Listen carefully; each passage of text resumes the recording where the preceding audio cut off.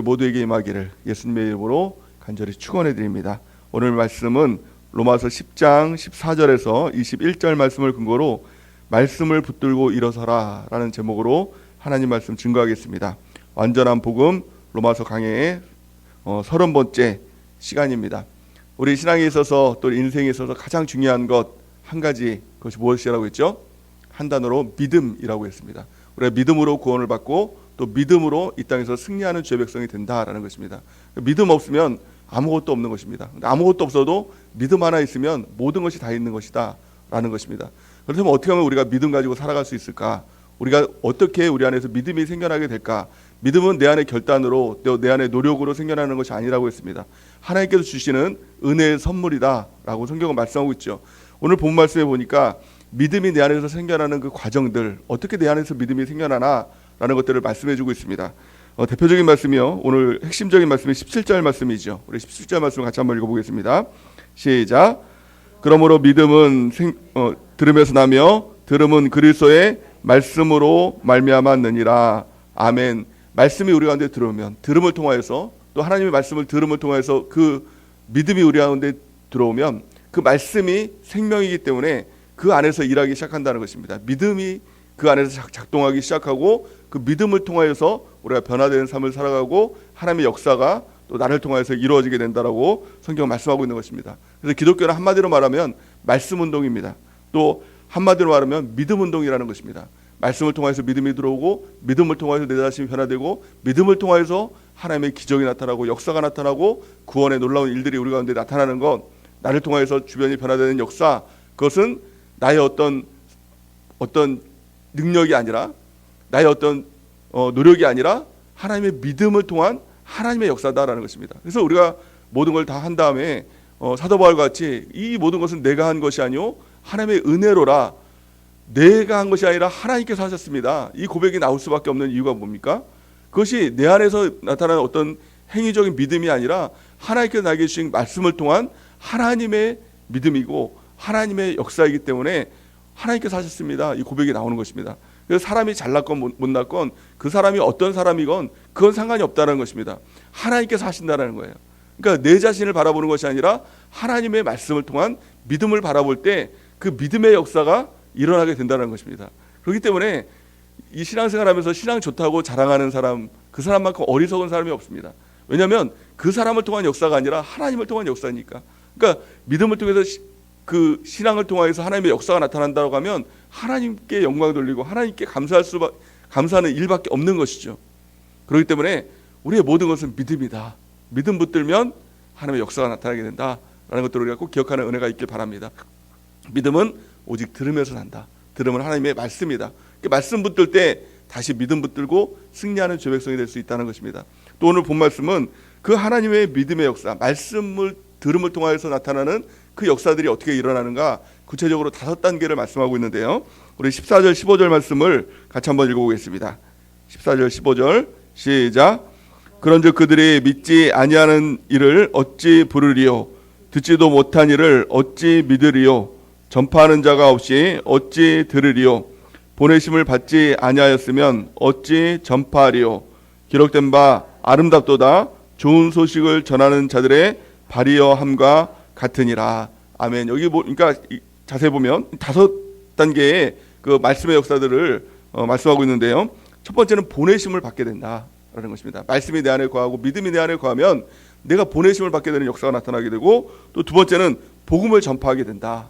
그 믿음의 역사가요. 또 세 번째는 다른 사람들이 그것을 듣게 되지요. 그러면 또 네 번째는 어떻게 됩니까? 그들이 또한 그 말씀을 통해서 믿게 되고, 또 5번째 보면 그들이 또한 신앙 고백을 하게 된다는 거예요. 그럼 어떻게 됩니까? 그들이 또한 보내심을 받게 되고, 또 그들이 또한 복음을 전파하게 되고, 또 다른 사람이 또 그 말씀을 듣게 되고, 또 다른 사람들이 신앙 고백을 또 하게 되고, 또 그 사람들이 또 보내심을 받고, 그러니까 이게 계속 돌아가는 역사가 바로 믿음의 역사인 것입니다.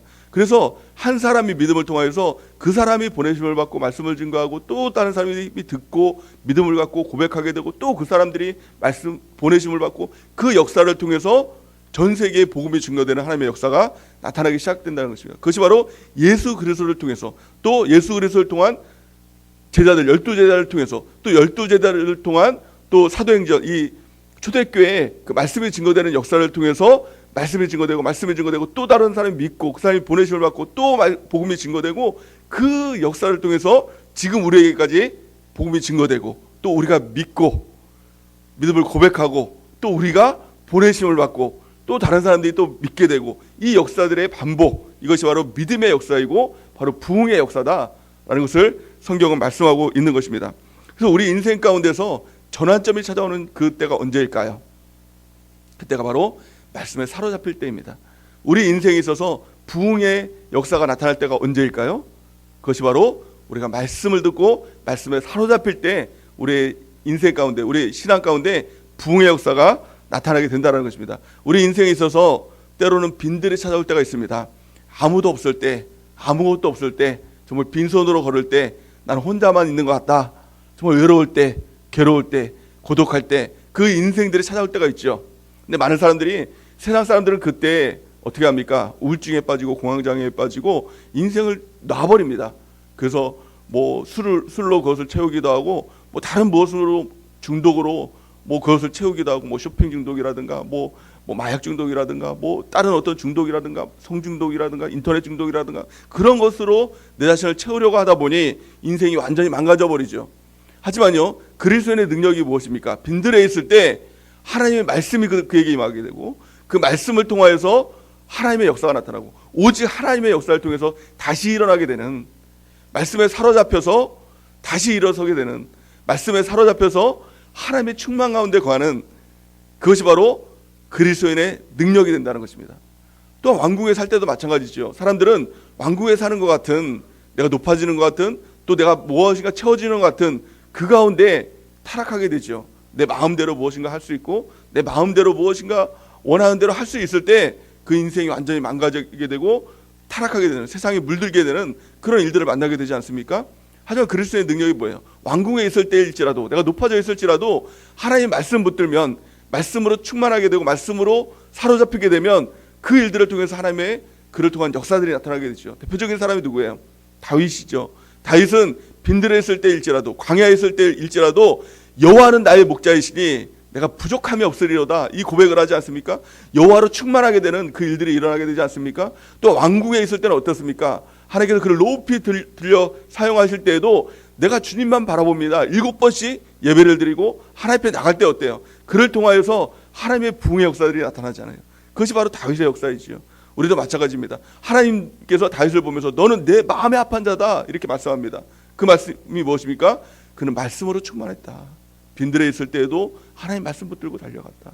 왕궁에 있을지라도 하나님, 그가 높아지고 교만한 것이 아니라 하나님의 말씀에 사로잡혀서 항상 말씀 아래에서 겸손한 삶을 살았다는 것입니다. 그러니까 다윗이 다윗 된 것입니다. 다윗은 어떤 개인적인 능력이 있었던 사람이 아니지요. 아주 목동으로서 가장 낮은 자리에 있었던 사람입니다. 하지만 그가 하나님의 말씀 앞에 겸손하게 엎드릴 때 그를 들어서 하나님께서 사용하시는, 가장 하나님께서 존귀하게 사용하시는 하나님의 종으로 쓰임받을 수 있었다는 것입니다. 우리가 신앙생활하면서도 때로는 답답함을 느끼는 사람이 있죠. 또한 어떤 얼굴에 기쁨이 없고 또 절망 가운데 이렇게 빠져있는, 아무리 예수님을 믿는다라고 하면서도 그런 사람들이 있습니다.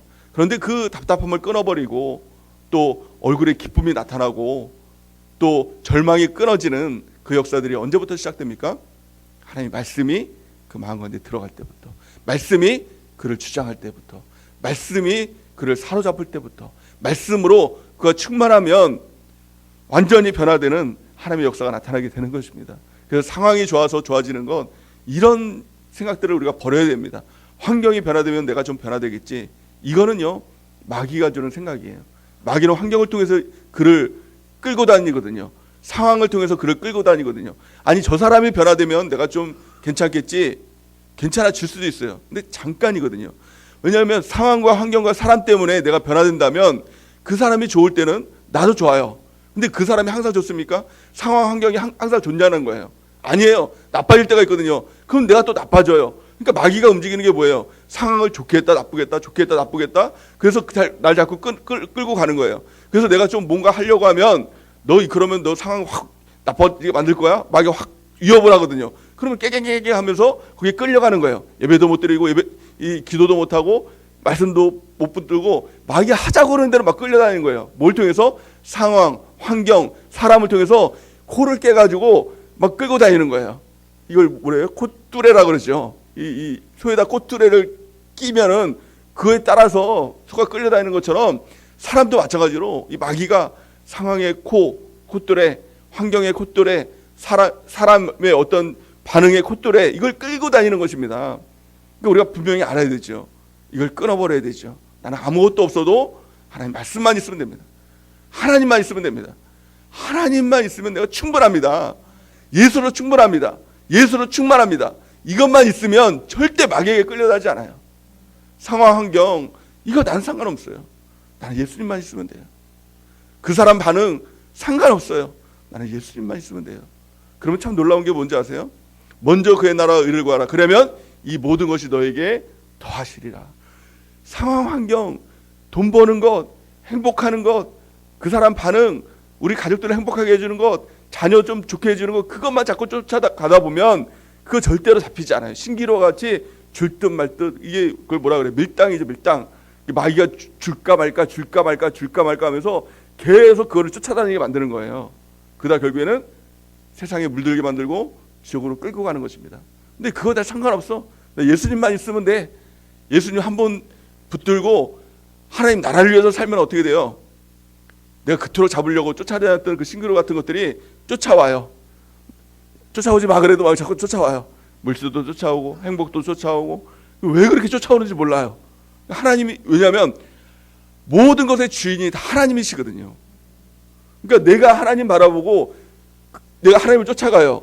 그러면 그 뒤에는요, 하나님으로 인한 그 하나님이 주인된 그 세상에 있는 우리가 얻고자 하는 그 모든 것들이 다 나도 모르게 쫓아오는 거예요. 나 때문에 쫓아오는 게 아니라 하나님으로 인해서 그게 쫓아오는 거거든요. 나는 하나님만 바라보고 달려나가면 그 모든 것이 너에게 더하시리라.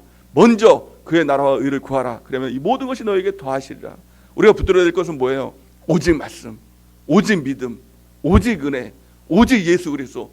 그것만 바라고 쫓아가면 세상에 내가 원했던 것, 행복, 성공, 이런 것들 다 쫓아옵니다. 그렇다고 해서 내가 그 예수님만 바라보면 쫓아오겠지, 이런 마음 버리시고 없어도 됩니다. 나는 하나님만 있으면 됩니다. 하나님을 위해서 전토나 가족이나 내 모든 것을 버리는 자는 어떻게 됩니까? 이 생에서 2배로, 3배로, 10배로 하나님께서 채우신다라고 말씀하고 있는 거예요. 더해신다라고 말씀하고 있는 거예요. 하지만 그거 쫓아가면 다 잃어버립니다. 오직 예수님만 쫓아가는 우리 모두가 되기를 바랍니다. 70년간 유대인들이 바벨론 종살이를 했습니다. 그 마음 가운데 답답함이 있었습니다. 언제 이 종살이가 끝나게 될까? 그 마음 가운데 답답함이 있었고 두려움이 있었습니다. 알지 못할 미래에 대한 두려움이 있었습니다. 근데 그 모든 답답함과 절망과 두려움이 끊어지는 그 시점이 언제였느냐? 하나님의 말씀이 그들 가운데 임하였을 때 그 모든 절망과 답답함이 끊어졌다라고 성경은 말씀하고 있습니다. 그 전환점을 이루는 말씀이 바로 에스겔 37장 4절에서 5절 말씀입니다. 우리 같이 한번 읽어보겠습니다. 시작. 또 내게 이르시되 너는 이 모든 뼈에게 대언하여 이르기를 너희 마른 뼈들아 여호와의 말씀을 들을지어다. 주 여호와께서 이 뼈들에게 이같이 말씀하시기를 내가 생기를 너희에게 들어가게 하리니 너희가 살아나리라. 아멘. 이 말씀을 통해서 이스라엘이 완전히 변화된 역사가 나타나죠. 이 마른 뼈가 누굽니까? 바로 이스라엘 민족들. 이 마른 뼈가 누구예요? 저와 여러분들의 모습이에요. 생기 없는 모습들, 죽은 모습들, 절망에 빠진 모습들, 답답함에 빠진 모습들, 더 이상 소망이 없는 거예요. 아니, 사람이 죽었어요. 죽은 거로 끝난 게 아니라 그 뼈가 다 썩었어요. 이제 뼈다귀만 남았어요. 뼈다귀에 뭐가 소망이 있겠어요?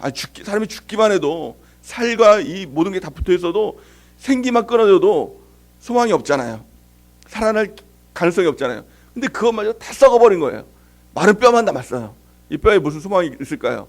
그런데 하나님께서 말씀하십니다. 그 뼈에 하나님의 말씀이 들어가니, 생기가 들어가니, 그 마른 뼈라 할지라도 생기가 다시 살아나고 그게 다시 살아나는 하나님의 역사가 나타나게 된다라고 하나님께서 말씀하신 것입니다. 우리의 인생이 마른 뼈 같을 수 있습니다. 소망이 없는 답답한 가운데, 절망 가운데 빠져 있을 때가 있습니다. 그런데 그러할지라도 하나님의 말씀만 들어가면 하나님의 생기만 들어가면 마른 뼈가 살아나는 하나님의 역사가 나타나게 되는 것입니다. 우리 인생에 아무것도 없어도 됩니다. 마른 뼈 같은 완전히 소망이 다 끊어진 상황이라 할지라도 괜찮다라는 거예요. 하나님의 말씀만 들어가면, 하나님의 생기만 들어가면 마른 뼈가 살아나는 하나님의 역사가 나타나게 된다는 것입니다. 여러분들의 삶이 어떻습니까? 마른 뼈라도 상관이 없다는 겁니다. 절망 가운데 있을지라도, 답답한 가운데 있을지라도 상관없다는 겁니다. 하나님의 말씀이 그 가운데 들어갈 때 우리가 다시 일어나는, 다시 살아나는, 다시 하나님의 생기가 우리한테 넘쳐나는 하나님의 놀라운 역사들이 나타나게 된다라고 성경은 말씀하고 있는 것입니다.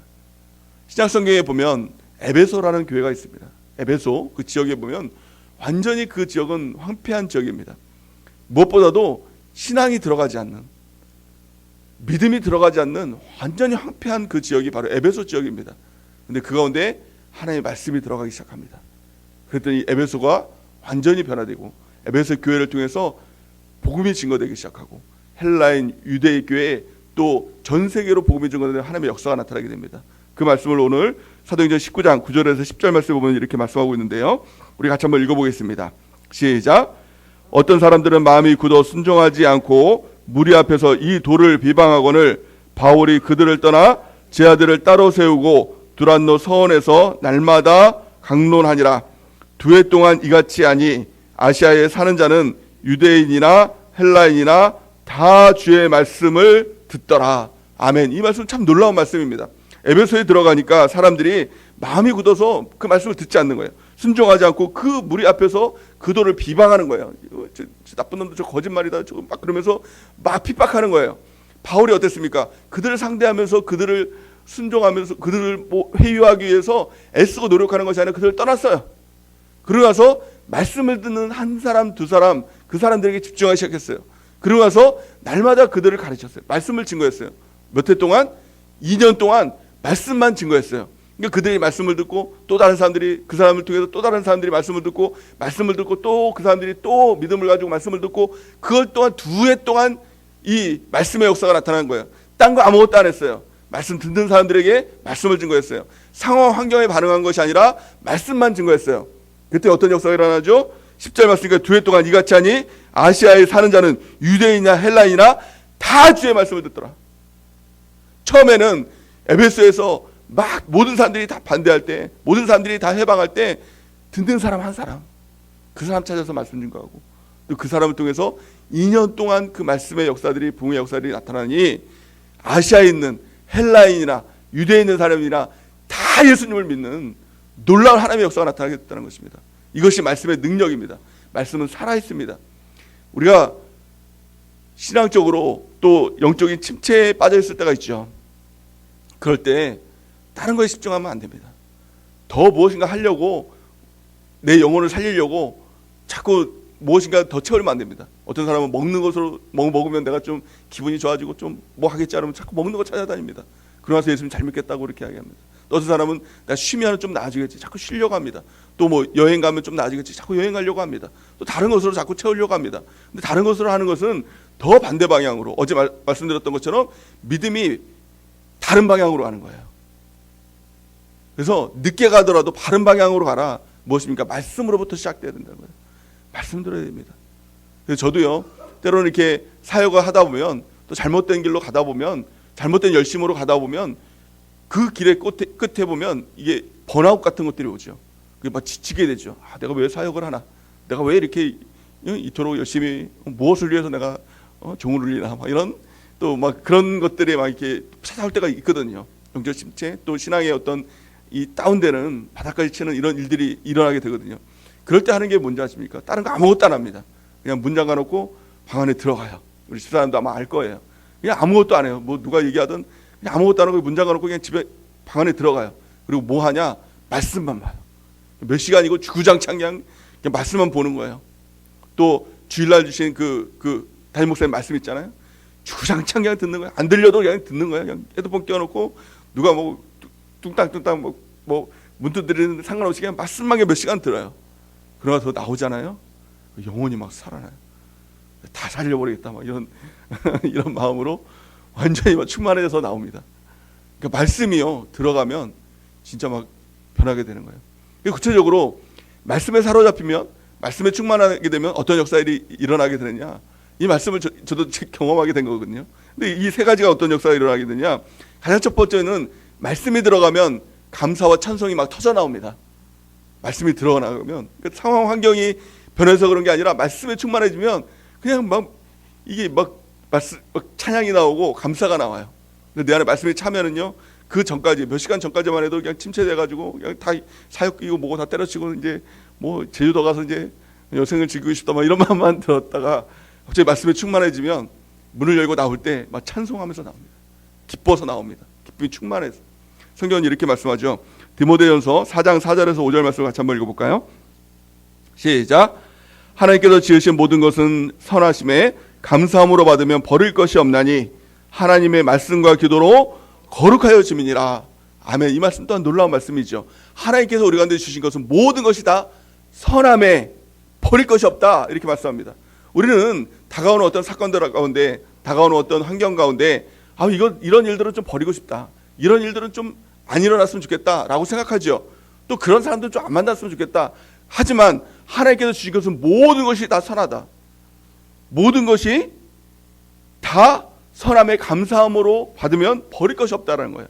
나에게 다가오는 건 그것이 다 나를 훈련시키고 나를 변화시키고 나를 천국 백성으로 만드시는 모든 하나님의 계획 가운데 훈련시키는 일이다라는 거예요. 그래서 나에게 다가오는 일들은 행복을, 이 땅을 살아가는 우리가 이유는 행복이 아니라 훈련이다, 천국 가기 위한 훈련이다. 그 훈련으로 받으면 감당할 수 있죠. 그래서 내게 다가오는 모든 일, 그래서 범사에 감사할 수 있는 이유가 뭐예요? 하나님께서 옳으십니다. 하나님께서 선하십니다. 나에게 모든 일들이 다 하나님께서 주신 일입니다 라고 받으면 감사함으로 받을 수 있지요. 그런데요, 그 마음이 어떻게 들어요? 그냥 있는 상태에서 그 마음들이 절대로 들지 않습니다. 모든 일이 다가올 때 나에게 왜 이런 일이 일어나, 이런 일들은 좀 안 일어났으면 좋겠어. 아니에요. 다 선한 일이라는 거예요. 다 좋은 일이라는 겁니다. 그런데요, 5절 말씀 보니까 뭐라고 말씀하고 있어요? 하나님의 말씀과 기도로 거룩하여지니라. 무슨 말씀입니까? 나에게 다가오는 모든 일들, 내가 말씀 보고 기도하는 상황 가운데서 그 일들이 다가오면 일들이 나쁜 일이 아니라, 버릴 일이 아니라 선한 일, 감사할 일이구나, 찬양할 일이구나. 그 일들 가운데서, 나쁜 일처럼 보이는 일들 가운데서도, 또 나쁜 사람처럼 보이는 그 일들 가운데서도 우리의 반응이 감사와 기쁨으로 반응하게 된다는 거예요. 그 핵심이 뭐예요? 그 가운데 중점이 뭐예요? 말씀과 기도. 그것으로 충만해지면 우리 가운데 있는 다가오는 모든 일들이 다 감사할 일이 되고 다 찬송할 일이 되요. 근데 감사와 이 뭐예요? 기도와 또한 이 말씀이 사라지면 어때요? 아주 작은 누군가의 말 한마디로도 사람이 와그르르 무너지죠. 왜 그래요? 그 사람의 말 한마디가 아니에요. 그 환경이 아니라, 상황이 아니라 내 안에 말씀과 기도의 부재입니다. 여러분들도 그거 느껴보셨을 거예요. 말씀과 기도로 충만해지면 누가 뭐라 그러든 그냥 괜찮아 기뻐. 뭐 하나님 계신데 뭐 어때? 다 괜찮아요. 막 완전히 내가 바다가 호수천 된 것 같아요. 근데 말씀과 기도가 사라지면 어때요? 누가 나한테 칭찬하는데 저 사람 나 비꼬는 거 아니야? 나이 깜보는 거 아니야? 막 이런 마음에 막 온갖, 그 사람은 나한테 절대 그런 의도로 얘기하지 않는데 나는 온갖 막 상상을 동원해서 완전 시험에 완전 빠져버리겠다. 내가 결단하는 거예요. 내가 많이 시험에 빠지겠다. 누가 나를 건드리기만 해라. 난 시험에 빠지겠다. 왜 그래요? 내 마음에 말씀과 기도가 없기 때문에. 중요한 건 그 사람이 변화되는 게 아니에요. 상황이 변화되는 게 아니라 내 안에 말씀과 기도로 충만해지는 것, 이것이 바로 해결책이라는 것입니다. 자, 두 번째, 말씀에 사로잡히면 어떤 일들이 일어나게 되느냐? 우리 안에서 불이 일어나게 됩니다. 불이 하나님의 불이 임하게 돼요. 가슴이 막 뜨겁게 되는 역사들이 나타나게 되죠.